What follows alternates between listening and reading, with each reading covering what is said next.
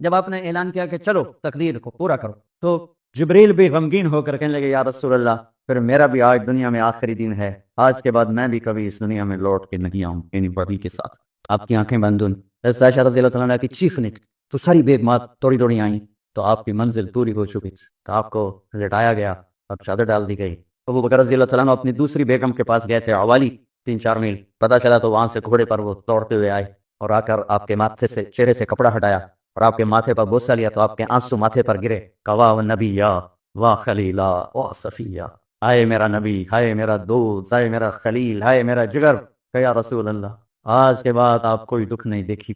11 ہجری میں آپ حج کے لیے تشریف لے تھے اور یہ صورت آئی 11 تاریخ کو، 11 حج کے ذوالحج، اذا جاء نصر اللہ والفتح۔ اس میں اشارہ تھا کہ میرے نبی آپ کا مشن مکمل ہو چکا ہے، اب آپ ہمارے پاس آنے کی تیاری فرمائیں۔ تو یہ جب یہ زوال سے پہلے آپ اپنے خیمے میں لیٹے ہوئے تھے، یہ آخری صورت ہے قرآن کی جنازے لو، تو آپ نکلے زوال کے بعد، آپ نے تینوں شیطانوں کو پتھر مارے، پھر آپ اپنی اونٹنی عصبہ پہ سوار ہوئے اور آپ نے یہ تعریفی جملہ بولا ایھا الناس عسیٰ اللہ تلقونی بعد عامی ھذا، لوگو یہ میری تمہاری آخری ملاقات، آج کے بعد تم مجھے نہیں دیکھو۔ واپسی پر آپ نے معاذ بن جبل کو مدینے سے یمن روانہ فرمایا، تو معاذ بن جبل سے ایسی محبت تھی کہ ان کو سی آف کرنے کے لیے 7 میل پیدل چل آپ کسی کو روانہ کرنے کے لیے ساتھ نہیں چلتے تھے، مسجد سے روانہ کر دیتے تھے۔ معاذ بن جبل کو 7 میل ساتھ چلے، اور جب آخری پوائنٹ آیا سفر کا تو کہنے لگے معاذ عسیٰ اللہ تلقانی بعد عامی ھذا، معاذ میری آخری ملاقات، وَلَعَلَّكَ تَمُرُّ بِقَبْرِي وَمَسْجِدِي ھَذَا، جب تو واپس آئے گا تو میری قبر دیکھے گا اور میری مسجد مجھے نہیں دیکھے۔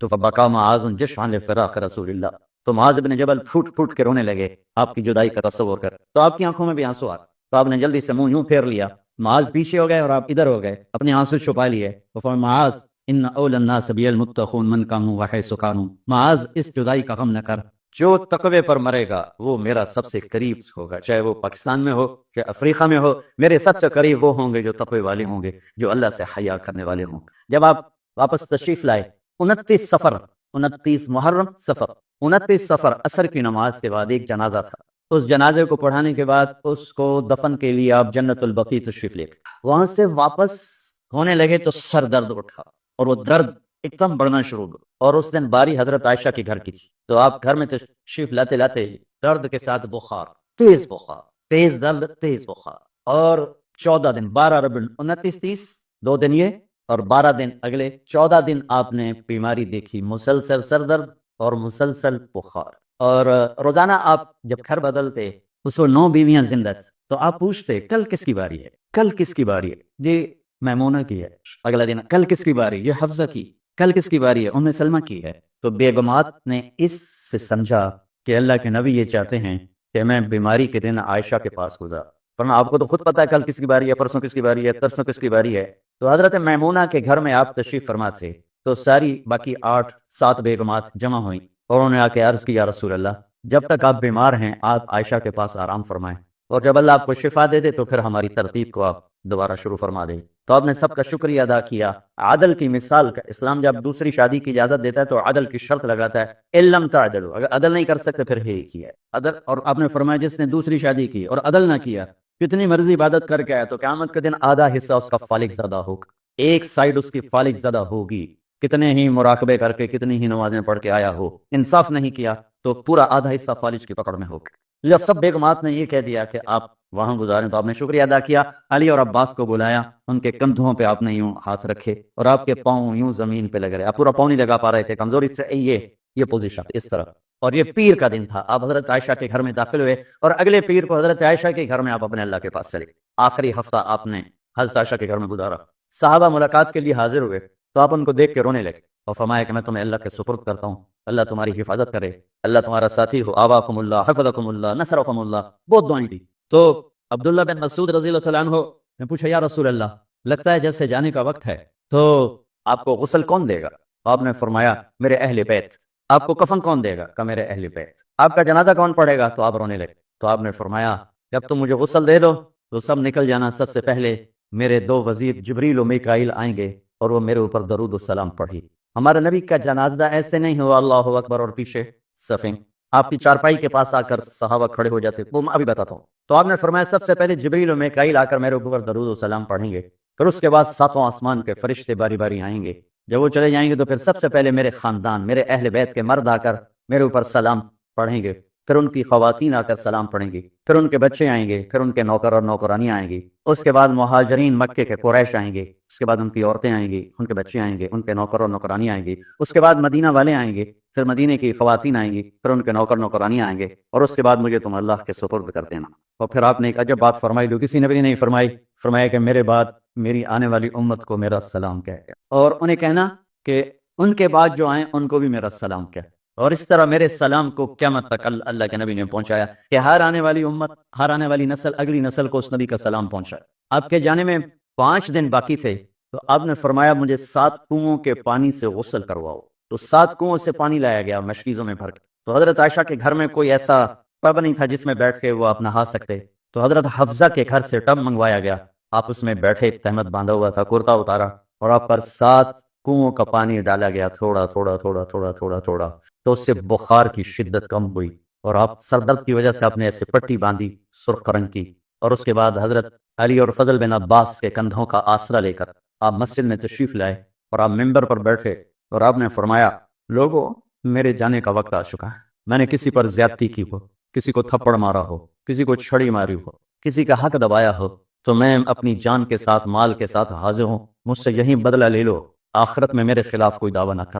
میں آخرت کے حساب کو برداشت نہیں کر سکتا. جن کی تو فعل لوگوں کا حساب معاف ہوگا، جن کی تو فعل، جن کی شفاعت پر لوگ بے حساب جنت میں جائیں گے، وہ روتے ہوئے فرما رہے ہیں کہ میں آخرت کے حساب کو نہیں دے سکتا. تو سارے صحابہ رونے لگے، لیکن آپ اپنی بات کو دہراتے رہے، کوئی بھی نہیں اٹھا. تو آپ نے ظہر کی نماز پڑھائی، ظہر کے بعد پھر ممبر پر آئے اور فرمایا کہ لوگوں یہیں مجھ سے حساب کتاب کر لو، آگے نہ کرنا. بتاؤ میں نے کسی کا کوئی حق دینا؟ ایک صحابی کھڑے ہو، یا رسول اللہ آپ نے میرے 3 روپے دینے ہیں، 3 درہم. تو آپ نے فرمایا دینے ہوں گے کہ ضرور، پر مجھے یاد نہیں، بتاؤ گے کس طرح دینے؟ کہ یا رسول اللہ آپ کے پاس سائل آیا تھا، آپ سے مانگا، آپ کے پاس تھے نہیں، تو آپ نے مجھ سے کہا تیرے پاس کچھ ہیں؟ تو میرے پاس 3 درہم تھے، تو آپ نے فرمایا تو دے دے، میں بعد میں ادا کر دوں گا. تو ہاں یاد آ گیا. تو میرے گھر کے نبی میں، میرے نبی کے گھر میں تو تیل نہیں تھا ایک چھٹانگ جس سے چراغ جلتا، پیسہ کہاں سے آتا؟ تو آپ کے سامنے آپ کے کزن فضل بن عباس کھڑے تھے. آپ نے فرمایا فضل میرا قرضہ ذمہ لیتے ہو؟ جن کے لیے کائنات سجائی گئی، جنت کی چابیاں جن کو پکڑائیں گے، جاتے ہوئے 3 روپے دینے کی ہمت نہیں تھی. تو فضل میرا قرضہ ذمہ لیتے؟ کہ جی یا رسول میں اپنے ذمہ لیتا. کہ اس سے لے لینا. آپ گھر تشریف لے گئے، نماز کے لیے آتے تھے، پڑھاتے تھے. جمعرات کو عشاء کی نماز پڑھانے کے لیے اٹھے، اٹھ نہیں سکے، گر گئے. پھر اٹھنے لگے، اٹھ نہیں سکے، گر گئے. پھر اٹھنے لگے، اٹھ نہیں سکے. تو آپ نے فرمایا ابو بکر سے کہو نماز پڑھائے، عشاء کی نماز. ابو بکر ذرا پیچھے کھڑے تھے، عمر آگے کھڑے تھے. تو لوگوں نے کہا نماز ہی پڑھاؤ، نہیں کوئی پڑھا دے. تو انہیں حضرت عمر کو آگے کیا، انہوں نے کہا اللہ اکبر. جب حضرت عمر کی تکبیر سنی تو آپ نے اندر سے زور سے فرمایا عمر کو پیچھے کرو، ابو بکر کو آگے کرو. میرے رب کا فرمان ہے میرے مصلی پر ابو بکر کے سوا اور کوئی کھڑا نہیں ہو سکتا. جمعرات کی عشاء، جمعہ ہفتہ اتوار کی 15 نمازیں، اور پیر کی فجر کی 16، اور جمعرات والی 17 نمازیں ابو بکر نے پڑھائیں میرے نبی کی موجودگی میں. ہفتے کے دن ظہر یا عصر میں آپ علی اور فضل بن عباس کے کندھوں پر ہاتھ رکھ کے مسجد میں داخل ہوئے اور ابو بکر نماز پڑھا رہے تھے. ادھر محسوس ہوا کہ اللہ کے نبی آ رہے ہیں، تو ابو بکر نے یوں پیچھے ہٹنا شروع کیا تاکہ مصلی سے ہٹ جائیں. تو آپ نے ایسے ہاتھ کا اشارہ فرمایا کہ کھڑے رہو، ہٹو نہیں، کھڑے رہو. تو وہ پھر آگے مصلی پر آ گئے. تو آپ تشریف لائے اور الٹے ہاتھ ابو بکر کے ساتھ بیٹھ کر آپ نے ظہر یا عصر کی 4 رکعت نماز ابو بکر کی امامت میں ادا فرمائی. یہ آپ کی آخری نماز سی مسجد کے اندر امت کے ساتھ اور تشریف لے. جمعہ کا دن تھا، جبریل آئے، یا رسول اللہ مجھے اللہ نے بھیجا ہے کہ جاؤ میرے محبوب کا حال پوچھ کے آؤ. اللہ. تو آپ درد اور بخار دونوں چیزیں، سر کا درد بھی، ہیوی ویٹس، اور بخار بھی، تپش. تو آپ نے کہا جبریل تکلیف ہے، تکلیف میں. ہفتے کا دن پھر جبریل آئے، یا رسول اللہ مجھے اللہ نے بھیجا ہے کہ جاؤ میرے محبوب کا حال پوچھ کے آؤ. پھر آپ نے فرمایا تکلیف ہے. اتوار کو پھر جبریل آئے، یا رسول اللہ نے بھیجا ہے کہ جاؤ میرے محبوب کا حال پوچھ. 12 ربیع الاول آ گئے، 632 عیسوی اور 11 ہجری. آپ کی طبیعت میں بشاشت ہے. تو صحابہ نماز پڑھ رہے تھے، آپ نے دروازہ کھول کے سب کو یوں دیکھا. تو حضرت انس فرماتے ہیں ہم سب نماز میں تھے، لیکن جب دروازہ کھلنے کی آواز آئی اللہ کے نبی کا چہرہ، تو ہم سب نماز میں یوں ہو گئے. نماز کے اندر ہی سارے اللہ کے نبی کو دیکھنا شروع کر دی، بھول ہی گئے کہ نماز پڑھ رہے ہیں، ایسے گم ہو گئے آپ میں. تو آپ نے جلدی سے دروازہ بند فرما دیا. یہ آپ کی آخری زیارت تھی اپنی امت کے لیے. اس کے بعد آپ اپنے اللہ کی طرف کا سفر شروع کیا. تو اشراق کے بعد آپ نے اپنی بیگمات کو بلایا، ان کو بتایا نہیں کہ میں آج جا رہا ہوں. سب سے ملے، سب کو الوداع کیا اور انہیں بھیجا۔ اس کے بعد آپ نے حضرت فاطمہ کو بلایا، جنت کی عورتوں کی سردار، سب سے زیادہ محبوب بیٹی، سب سے زیادہ جگر کا ٹکڑا، دل کا ٹکڑا کا، جس نے فاطمہ کو دکھ دیا مجھے دکھ، جس نے اسے سکھ دیا مجھے سکھ دیا۔ ہاں، ان کو قریب کا، بیٹی قریب ہو، تو ان کے کان میں کہا میں جا رہا۔ وہ رونے لگی، سامنے نا رو نہیں، چند دنوں کے بعد تیری میری ملاقات ہو جائے گی سب سے پہلے۔ تو 6 ماہ بعد حضرت فاطمہ کا بھی 24 سال کی عمر میں یا 25 سال کی عمر میں انتقال ہو گیا۔ ان کو رخصت فرمایا، پھر آپ نے داماد مولا علی کو بلایا، ان کا سر اپنی گود میں رکھا اور ان کے سر پہ اور کمر پہ ہاتھ پھیرتے رہے اور ان کو دعائیں دیتے رہے، آہستہ آہستہ۔ آواز اونچی نہیں تھی، پست آواز سے، اور یوں سر پہ کمر پہ، سر پہ کمر پر دعائیں دے رہے ہیں۔ ان کو رخصت فرمایا، آخر میں اپنے جگر کے ٹکڑے حسن اور حسین کو بلایا۔ ایک آپ کو حدیث سنات، میرے نبی نے فرمایا اپنے بچوں کو عزت دیا کرو، اکرموا اولادکم۔ خاص طور پہ ان ماؤں سے کہتا ہوں کہ جب ہم بچوں سے عزت چھین لیتے ہیں، ان سے ہم سب کچھ چھین لیتے، پڑھے نہیں ہو، اسکول نہیں گئے ہو، ٹیوشن نہیں پڑھی ہے، ہوم ورک نہیں کیا ہے، یہ کیوں کھایا، یہ کیوں پہنا، اس پر جب ماں اور باپ بچے کو ذلیل کرتے ہیں تو آپ یاد رکھیں آپ ان کے دلوں میں اپنے لیے نفرت بھر رہے۔ میرے نبی نے فرمایا بچوں کو عزت دو، اولاد کو عزت۔ وہ عزت تمہیں واپس کریں گے جب تمہیں ضرورت ہو، جب تم ان کے محتاج بنو گے تو پھر وہ عزت تمہیں واپس ملے گی۔ اگر ڈانٹ ڈپٹ تربیت کے نام پر کچھ نہیں ملے گا۔ تو آپ حسن حسین کو کیا عزت دیتے تھے؟ آپ نماز پڑھا رہے ہیں، نماز ہے مسجد کے اندر، گھر میں نہیں ہے، اور آپ سجدے میں گئے، دونوں بھائی کود کے کمر پہ چڑھ گئے۔ کوئی ہمارے آج کا دیندار ہوتا ہی انہوں نے 2 لیتر مارنے آیا، آپ نے سجدہ لمبا کر دیا، صحابہ کو خوف ہوا کہ آپ فوت ہو گئے۔ عبداللہ بن مسعود سر اٹھا کے دیکھا تو دونوں بھائی کمر پہ چڑھے ہوئے تھے اور آپ سجدے میں پڑے ہوئے تھے۔ انہوں نے ہاتھ آگے بڑھایا اتارنے کے لیے، تو آپ نے بغلوں سے دیکھا کہ کوئی ہاتھ آ رہا ہے بچوں کو اتارنے کے لیے، تو سجدے میں ایسے ہاتھ ہوتے ہیں، تو آپ نے یوں کر کے ان کو روک دیا اشارے سے۔ جب تک حسن حسین علیہم السلام کمر پہ سوار رہے، میرے نبی نے سجدے سے سر نہیں اٹھایا، یہ عزت دی۔ اور جب وہ اترے پھر آپ سجدے سے اٹھے، سلام پھیرتے ہی آپ نے دونوں بچوں کو گود میں لے کے فرمایا میرے ماں باپ ان پہ قربان، انہیں تکلیف نہ دیا کر۔ اور آپ ان کے لیے گھر آتے، روزانہ ٹائم نکالتے۔ آج والدین کے پاس اولاد کے لیے ٹائم نہیں، کل اولاد کے پاس والدین کے لیے ٹائم نہیں ہوگا۔ اپنے بچوں کو میں یہ نہیں کہتا ہوں بیٹھ کے نصیحتیں کرو، صرف محبت ٹرانسفر کرو، ٹائم لو، موبائل آف کرو، ٹی وی آف کرو، اور صرف آپ اور بچوں میں ایک ایسا تعلق ہو کہ ان کا بلوٹوتھ بھی آن ہو جائے، آپ کا بلوٹوتھ بھی آن ہو جائے، اور سارا ڈیٹا ٹرانسفر ہو جائے۔ بلوٹوتھ کو آن کیے بغیر ڈیٹا ٹرانسفر ہوگا؟ دسو بھائی۔ تو ہمارے بچوں کے بلوٹوتھ آف ہیں اسکولنگ کی وجہ سے، ڈانٹ ڈپٹ کے۔ 3 سال کا بچہ والا اسکول جانے کے قابل ہوتا ہے؟ 3 سال کا بچہ ماں کی گود کے لیے ہوتا ہے، باپ کی چھاؤں کے لیے ہوتا ہے، وہ روتا ہوا جاتا ہے، روتا ہوا آتا ہے، روزانہ ماں باپ سے نفرت اپنے اندر وہ پیدا کرتا ہے اور اس کو پالتا ہے، پڑھاتا ہے، بڑھاتا ہے۔ آپ گھر میں تشریف لاتے اور حسن حسین کے لیے گھٹنے ٹیک دیتے، ہاتھ ٹیک دیتے، آؤ بچوں اپنے اونٹ پہ چڑھ جاؤ، دونوں بچوں کو کمر پہ چڑھا کر پورے کمرے میں چکر لگاتے، بس پھر پوچھتے تمہاری سواری کیسی ہے، اونٹ کیسا ہے؟ پھر دونوں کو اتار کے زینب کو بٹھاتے اور زینب کو پورے کمرے کا چکر لگواتے۔ شہنشاہ ہے انبیاء، انبیاء کے بادشاہ نہیں، پوری کائنات کی اللہ تعالیٰ نے آپ کو بادشاہی عطا فرمائی، سرداری عطا فرمائی، اور کائنات کی سب سے زیادہ مصروف ترین اور ذمہ دار ترین ہستی روزانہ بچوں کے لیے ٹائم نکالتے تھے۔ ادھر چھوٹا سا تاجر کہتا ٹائم کوئی نہیں، یا مائیں کہتی ہیں ٹائم کوئی نہیں۔ ہائے ہائے ہائے، جگر کے ٹکڑوں کو بلایا، جو ہی سینے سے لگایا سر کٹ کے نیزے پہ چڑھا، بیویوں کو رخصت کیا، آگے آنے والے زمانے میں دیکھ رہے تھے کہ میرے بچوں کے ساتھ کیا ہونے والا ہے، اس پر جو ہی بچوں کو سینے سے لگایا تو آپ کے آنسو نکلنا شروع، ایک زہر میں تڑپ تڑپ کے وہ چلے گئے۔ تو جبریل آ گئے، یا رسول اللہ باہر ملک الموت دروازے پر کھڑا ہے، اندر آنے کی اجازت چاہتا۔ تو آپ نے فرمایا آ جائے، میں نے کب روکا؟ تو ملک الموت اندر آیا، ایک فرشتہ اور بھی تھا، کہا السلام علیکم یا رسول اللہ، یا رسول اللہ میں آپ کو سلام پیش کرتا ہوں، میں نے کبھی کسی کو سلام نہیں کیا۔ آپ کے رب نے فرمایا جب جاؤ تو اجازت لے کے جانا، بن اجازت اندر نہ جانا، میں کبھی کسی سے اجازت نہیں لیتا۔